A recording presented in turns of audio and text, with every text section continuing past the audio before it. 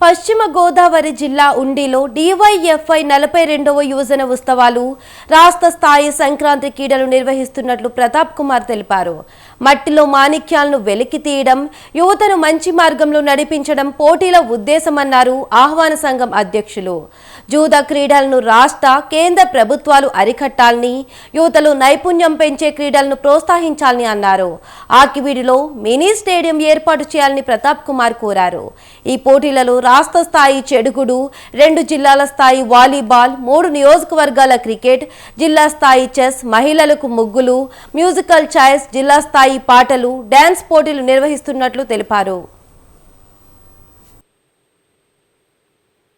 సంక్రాంతి సందర్భంగా నిర్వహించడం జరుగుతుంది. దానిలో భాగంగానే ఈ సంవత్సరం 42వ యువజనోత్సవాలని నిర్వహించడానికి ఏర్పాట్లు చేస్తున్నాము.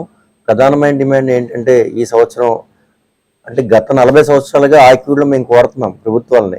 ఆకివీడులో మినీ స్టేడియం నిర్మించాలి, యువతకి ఆటల వైపు ప్రోత్సహించేలాగా ప్రభుత్వాలు బాధ్యత తీసుకోవాలని చెప్పి మేము గత 40 సంవత్సరాలుగా ప్రభుత్వాలని ఈ ఆటల పోటీల సందర్భంలో కానివ్వండి, అనేక సందర్భాల్లో మేము ప్రభుత్వాన్ని కోరుతున్నాం.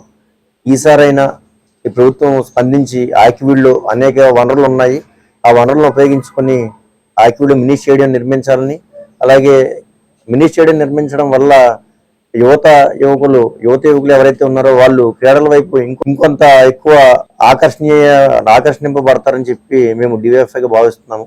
జనవరిలో సంక్రాంతి పండుగను పురస్కరించుకుని డివైఎఫ్ఐ జాతీయ స్థాయిలో యువజనోత్సవాల్ని నిర్వహించుకోవటం, ఆ రోజు నుంచి ఈ రోజు వరకు 42 సంవత్సరాల పాటు ప్రతి సంవత్సరం కూడా అనేక మంది స్థానికుల యొక్క సహకారంతో ఉత్సాహవంతమైనటువంటి కార్యవర్గం, డివైఎఫ్ఐ లో నిరంతరం కృషి చేస్తున్నటువంటి కార్యవర్గం ఈ యొక్క 42 సంవత్సరాలు యువజనోత్సవాన్ని విజయవంతంగా నిర్వహించిన సంగతి మన అందరికీ తెలిసినటువంటిదే.